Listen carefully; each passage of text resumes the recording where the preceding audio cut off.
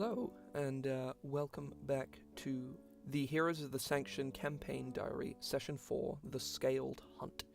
So, last time, the party of adventurers that have formulated had arrived at the city of Gray's Keep after sort of seeking answers to a variety of questions, including the nature of some gold that they received from one Calorel, a necromancer that they encountered at an inn out in the wilderness.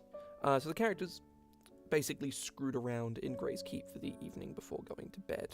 Gyro and Moldahl went off to a particularly rough bar and betted on some fights and the sort, and now the party have rested up for the evening. The following morning, they get up and basically decide to split into two groups. The first group is going to the shop and home of one Professor Mayweather to speak to her about potentially identifying these coins, as well as Dandelion looking into something in her home. The other group is going by Grand Administrator's office to take a look at the notice board of jobs that is left outside. So, the first group, led by Dandelion, but also with Mox and Althaea, head to this shop called Alchemical Remedies. They head inside. It's this very sort of filled with strange plants that kind of fill the room. It's a very small building as well, so it's very cramped. And they sort of get to the desk and they ring a bell and they hear a woman run upstairs. And this lady with sort of frizzy orange hair and big goggles, and looks like soot that has stained her face everywhere except where the goggles are. She's got this big ring where you can see where her eyes are. And she, Professor Beverly Mayweather, is a very flighty but seemingly good-natured alchemist and part-time arcanist. I did this sort of for multiple reasons, mostly to sort of make it so that the party can look in one place for various different things. And Mayweather is not a very powerful caster. She's basically like an artificer, but only sorta. That's kind of like her deal. And I've also decided that for the duration of this campaign, this is there is an item which some characters will carry called a Ritualist's Tome, which basically allows them to cast low-level spells as rituals. And obviously, Mayweather being a spellcaster anyway can just do that. But there are other characters who will have this and they aren't spellcasters, but they can use this book because they understand how it works, which I feel sort of doesn't break the immersion that magic is a rare thing, but I can still have a person who can cast Identify in any mid-sized town, which makes my life quite easy, which is always fun. But regardless, they get the coins identified, and it turns out that basically what they do is they anyone who is familiar with the cursed red gold, is that it allows Calorel to, if he chooses, go teleport to a place near the coins whenever something dies, or something of reasonable size dies near them. He can choose to go, or he can choose not to, and that is what it does. It is very dangerous, and Mayweather suggests, hey, you should inform the Grand Administrator about this. This is bad. Even her, without the necessary context to know who Calorel is or what's happening, she knows this is bad. And the characters are like, yeah, no, we're definitely going to do that. Dandelion would then ask, then does ask, Mayweather whether she can take a look at some of these seeds that she carries, and she explains that these seeds come from her home, which is near Red Knife, beneath the moor, not far from the Dead Kingdom, actually. And whenever people eat them, they get sick, and they basically, trees grow in their stomach, and it's very concerning and disturbing. And the graphic detail that Dandelion goes into of trees bursting out of people's chests like, it's aliens or something, causes Mox to pass out immediately, which is It's pretty great. This is proving to be Mox's character at this stage, and it's really good fun. But basically, Mayweather is perfectly fine with doing this. She says, "This looks pretty dangerous. I will look into this.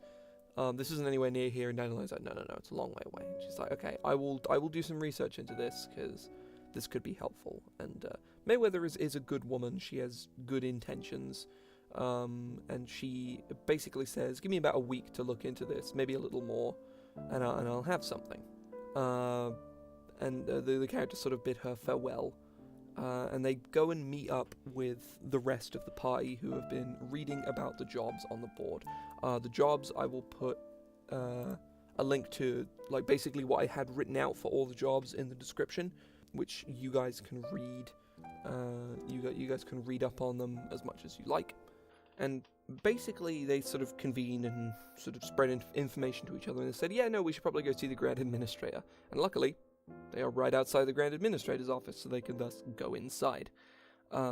Inside, they meet basically the Assistant Administrator, who is in part the Grand Administrator's secretary and also like his assistant. This is one Athena Taito, and she is basically the face of the administrator's office, and she handles some of the lower, sort of the lower necessity tasks, whilst the Grand Administrator sort of does admin work, basically. But they inform Athena of what the hell is going on, and she's like, "Oh, okay," and goes immediately to grab the Grand Administrator and lets the party up to go and see him after she's got his approval. And they explain to the Grand Administrator, Taden Voss, who is a rather stern older man with like long grey hair. He is very concerned, but seems also quite sort of he's relaxed but clearly quite concerned, and basically says, "Right, this is very serious. I'm going to offer you guys a contract if you want to take it, considering you seem to know what's going on. If you can deal with this, you can either gather some information, which would be one contract, which would be worth about 600 gold, or you could choose to actively deal with the problem, which would net you about 3,000. And the party go, 3,000 sounds good, we'll do that. Can we get a little bit up front? And he says, "Sure, I'll amend the contract, here's 600. So basically the party have 100 gold each. They sign the paper, and basically they then, they have a job, they have something they can do, and it's linked in with the stuff they've been doing already, which is neat. Some of the characters go off to buy some stuff. Moldahl gets a few little supplies, and Gyro pays Aeryn to go and spy on those Dragonborn that he saw in the tavern who spoke to him very fleetingly the night before.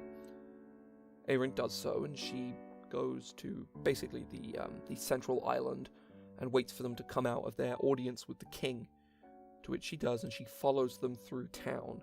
She follows them sort of up towards the White Wharf, where they basically stop her in an alley. They sort of do a loop around and they catch her.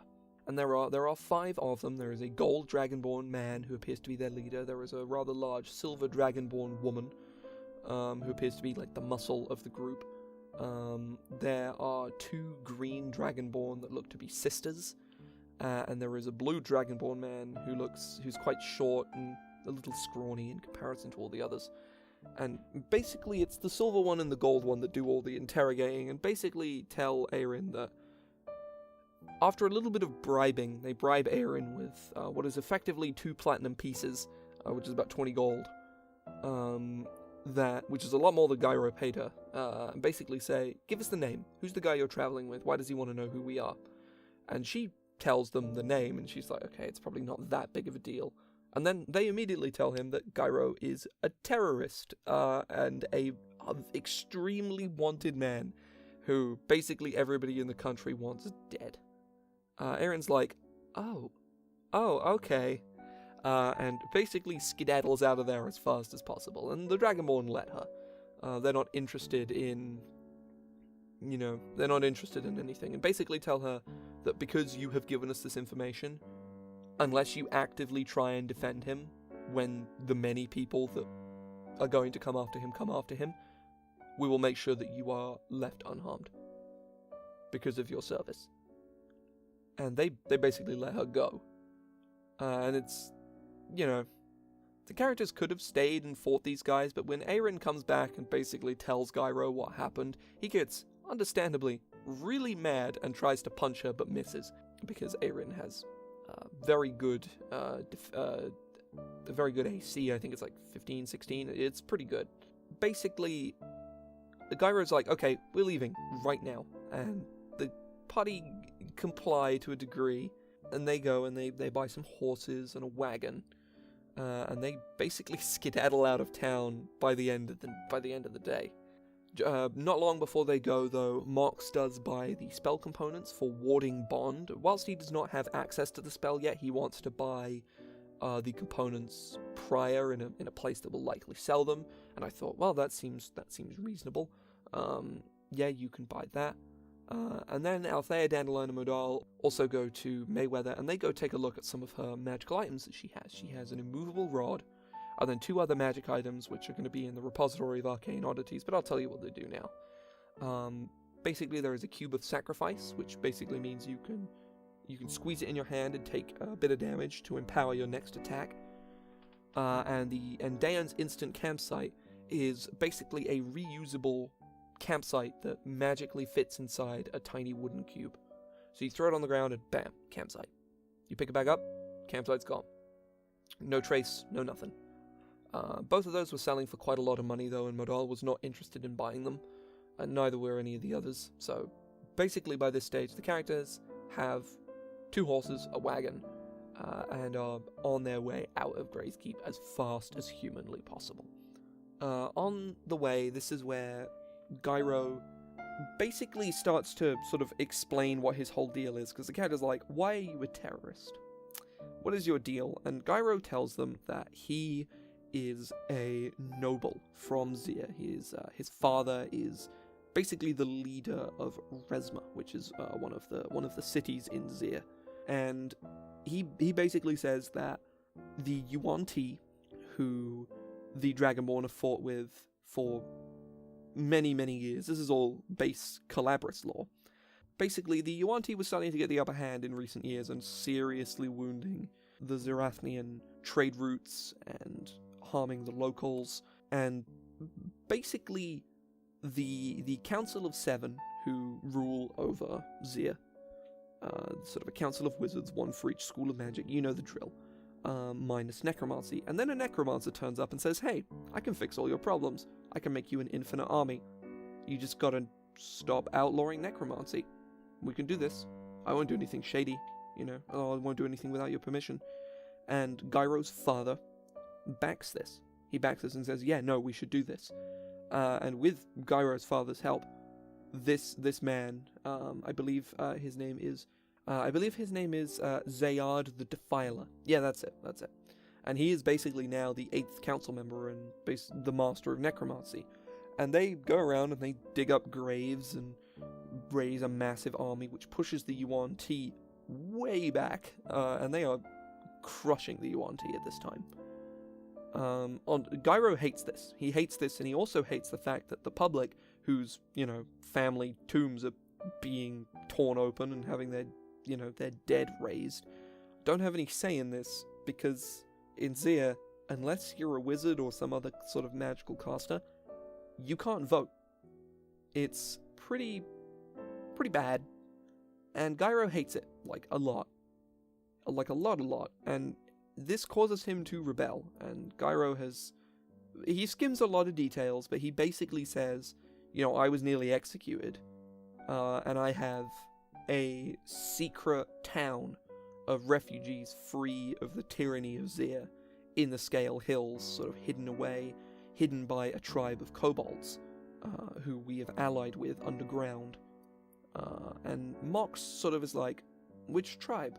And basically Gyro would tell them that it is the Brightscale clan, who are protecting this town called Amal, which Gyro is kind of the de facto leader of. And this sort of story prompts Moldahl to finally kind of start trusting Gyro a little bit, because Moldahl hates the Zirathnians because of what they did to the Yuan-Ti, pushed them onto his land, and basically the Yuan-Ti ripped through, again, part of official Collabris law. The Yuan-Ti have had to leave the Scale Hills for the most part and are going over the Broken Spine into Cardus. And part of that involved the basically sacking and destruction of Moldahl's family keep, which is where he grew up and where he lived, and why he's the last of the Seywood dynasty. And that sort of sharing was like a super interesting moment, and it was super cool. Like Gyro explaining his past to the party, and Moldahl kind of resonating off of that. And just for the record, they didn't design their characters together. They didn't actually do that. Diarmait was one of the first people to make his characters, and Olly didn't make his until I think it was a few days afterwards. They had very little input on each other's characters, and it just so happened that it turned out like that. And I think it's super, super cool. The party then sort of, I think it was like Mox and Althaea sort of questioned Dandelion on what the hell is going on with her home. And Dandelion kind of fills them in about this disease that infects basically their food supply, because Mousefolk are vegetarians. Sort of sunflower seeds, wheat, barley, all of that stuff. It looks perfectly normal, but you eat it and you get infected. Dandelion would say that some of her siblings are infected, her mother got infected and died. Like really, really nasty stuff. Dandelion doesn't like it very much, funnily enough. And she's now come out to search for a potential cure, or someone who can help her develop a cure. And some of the other characters are questioned a little bit on their pasts. Mox would mention that he is the last of the Stonejaw clan of kobolds, but he doesn't really say anything more on it. He doesn't mention his past. And no one has yet questioned him why a kobold is a cleric of Pax, the saint, like a saint of Pith, the god of order, and a patron of peace. No one's really questioned him on that yet. And it should be interesting when Mox sort of explains his whole deal, which should be super interesting. Althaea doesn't really explain much about her past, aside from her sort of existence on the streets of Grey's Keep, and the fact that some of the gangs aren't a big fan of her, mostly because of her magic and how sort of volatile she can be. And I think Moldahl, finally sort of asked Aeryn about her past, and she didn't really give anything away, but what she does do is she tells them that basically, she gives them the history of Talonarafel, which is the same as it is in official Collabris law, and basically says that she is on the side of the Duchess of Willow, and says that, well, no, we shouldn't be abandoning our home just because the Drow defeated us once. We should take it back, and that is her mindset. And she says she wants to go back at some point. And then, by this point, the conversation has sort of petered out a little bit, but the party continue on traveling for about a day until they arrive back at the gatehouse with the hobgoblins. The hobgoblins want to take a toll from them again, and they say, hey, you know that thing we gave you? It's actually super cursed, we just found out.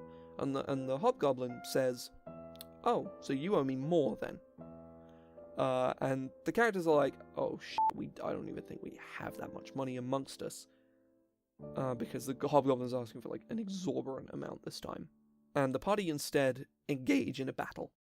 It's quite hard fought, and Moldahl nearly dies, because he rushed in and nearly got himself killed. But the party do manage to succeed, and they kill the hobgoblin and the bugbear and 2 of the goblin guards, and the other 2 are sort of hiding in the lower tower and have probably surrendered. And that was basically where we ended, because we played for quite a while that day. We played for about sort of 4.5 hours, which is longer than we usually get to. And that was the session for this week. I think it went really, really well. There wasn't too much I feel could have been improved. There was some really strong character interaction. The moment between Aeryn and the Dragonborn was really, really strong. I also like how, as I failed to mention this earlier on, but Aeryn, realizing what she'd done, took all the money that she made from the Dragonborn and just gave it to the poor, mostly to the High Elves and the Half Elves in the northern part of Grey's Keep. And it's like really, really, really strong characterization, and it's super, super great. So basically next week the party are going to be going back to the Lazy Frog Inn to try and get the innkeep to give them all the red gold so the Calorel can't find him. And then, well, they plan to head on to Stolver to find more information about what's happening and report perhaps to Count Ernest Prague, the leader of Stolver. And that was the session for this week. I think it went really, really well. I had a great time. The players did as well. We got a lot done. And next week should be super, super interesting because the characters are going to start engaging with the world and its story a whole lot more. It's going to be super cool. The characters should be able to do all kinds of neat stuff, and I'm super looking forward to them getting started with Keep on the Shadowfell, and basically my take on it. Like, taking out large chunks of it and putting in stuff of my own, which I feel is the way I often tend to run modules. The characters are getting super interesting, and it's going super, super great. So that was the session for this week. I hope you have enjoyed listening. I've enjoyed recording this. These are proving to be really, really fun to record and not too much of a pain in the ass to edit together. So if you enjoyed this, there's some buttons you can press under this video. You know what they all do. I don't need to explain them to you. Feel free to press them or not. It's not that big of a deal. I'm not about to throw myself off a bridge if you don't press like, because that would be stupid. But regardless, I hope you've enjoyed this. I'll see you in about a week.